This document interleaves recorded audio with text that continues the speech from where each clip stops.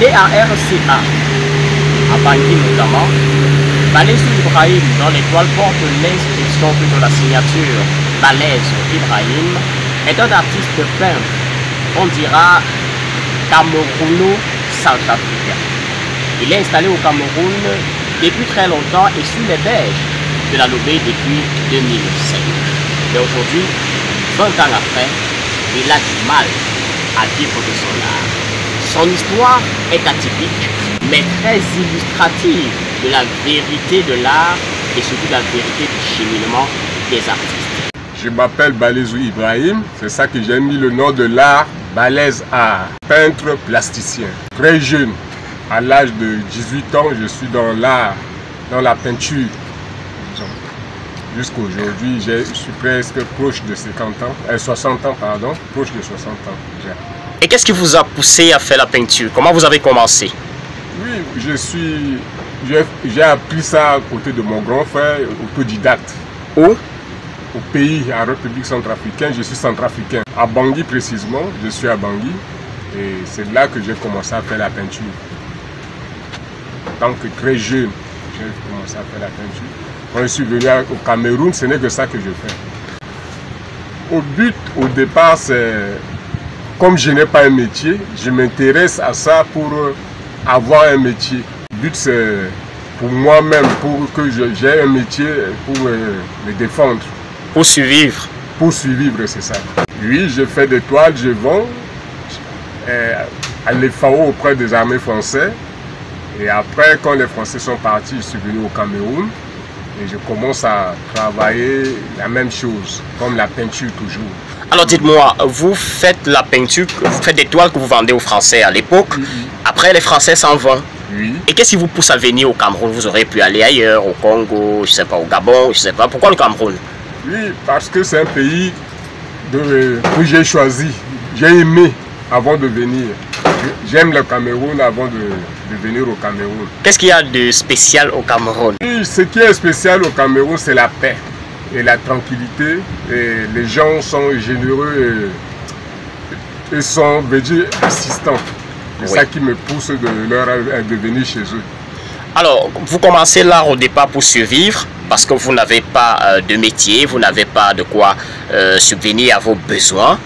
Mais chemin faisant, vous apprenez qu'il y a les démarches artistiques, il y a une vision du monde. Finalement, vous décidez de défendre quoi dans vos toiles. Quand vous peignez, quel est le message que vous transmettez? Qu'est-ce que vous voulez faire changer ou alors qu'est-ce que vous voulez enseigner aux gens? Moi, je parle précisément de l'histoire africaine en base de mes œuvres. Les tableaux que je fais, je parle beaucoup de la culture africaine. Comment les Africains se comportent, comment on vivait à l'époque. Aller à la chasse, le retour de chasse, tout ça, ça m'intéresse. C'est ce message-là, j'ai commencé sur ça. Et après, il est arrivé à Kribi et j'ai commencé à parler aussi de fleuve, de la mer, pour montrer aux gens que voici la mer et voici comment les côtiers vivent, comment leur vie c'est la pêche, ils vivent comme ça, c'est rien que ça. Moi, je parle rien que pour l'histoire bantou, les Africains. Comment on se comporte dans notre culture. Alors vous êtes installé ici depuis 2005, vous dites, sur les bords de la Lobé. Oui. Et comment ça se passe? À l'époque, c'était pas comme ça. À l'époque, il y a les touristes. Ça se passe bien.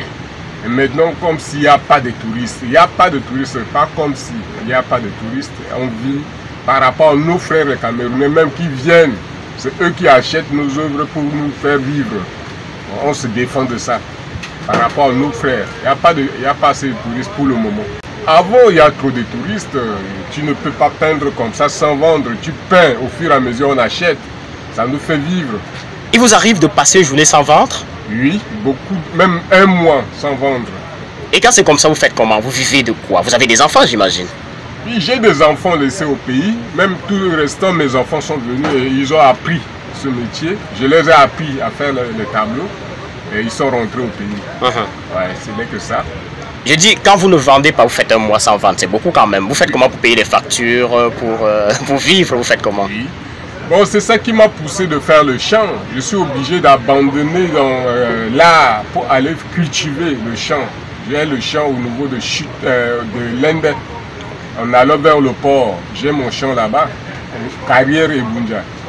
J'ai mon champ de manioc, de plantains, c'est ça qui me fait vivre. Si je ne vends pas, je pars au champ. Oui, c'est grâce au champ là qui me fait résister. Si je n'ai pas le champ, si je conçus les tableaux, je vais vraiment souffrir. Et qu'est-ce qui vous fait tenir? Qu'est-ce qui fait que vous gardez toujours l'espoir et que vous continuez de peindre? Parce que je vois bien que vous êtes devant une toile. Oui. Que vous allez. C'est mon métier, j'aime ça. Oui. J'aime, parce que ce que tu aimes, tu dois le faire. Et ça, quand je pars au champ, même peut-être lundi, j'étais au champ, je suis rentré, me voici dans le travail. Jusqu'à lundi prochain, j'irai encore au champ pour faire le sarclage, pour enlever la saleté dans les maniocs, dans le machin. C'est ça qui me fait vivre, qui me fait résister.